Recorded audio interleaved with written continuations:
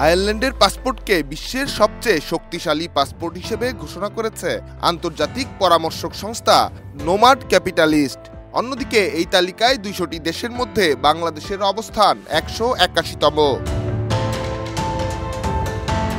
Nomad ক্যাপিটালিস্টের সর্বশেষ সূচকে পাসপোর্টের শক্তি নির্ধারণ করা হয়েছে ৫টি মানদণ্ডের ভিত্তিতে: ভিসামুক্ত ভ্রমণের সুবিধা, বিদেশে বসবাসকারী নাগরিকদের করের হার, দ্বৈত নাগরিকত্বের অনুমতি, ব্যক্তিগত স্বাধীনতা এবং বৈশ্বিক গ্রহণযোগ্যতা।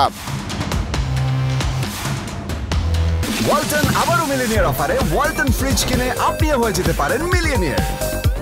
মিলিনিয়ার ছড়াছড়ি দেশ জুড়ে, এটা শুধু ওয়ালটনই পারে। আয়ারল্যান্ড ১০৯ স্কোর নিয়ে তালিকায় শীর্ষে রয়েছে। দেশটির পাসপোর্টধারীরা ১৭৬টি দেশে ভিসা ছাড়াই বা অন অ্যারাইভাল ভিসায় ভ্রমণ করতে পারবেন।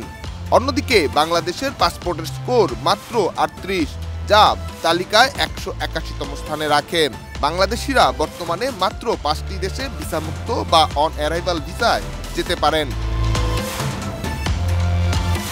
এছাড়া প্রতিবেশী দেশগুলোর সঙ্গে তুলনাতেও পিছিয়ে আছে বাংলাদেশ, যেখানে ৩৯.৫ স্কোর নিয়ে ১৮০তম অবস্থানে নেপাল, ৪৭.৫ স্কোর নিয়ে ১৪৮তম ভারত, ৩২ স্কোর নিয়ে ১৯৫তম পাকিস্তান, ৩৭.৫ স্কোর নিয়ে ১৮২তম মিয়ানমার।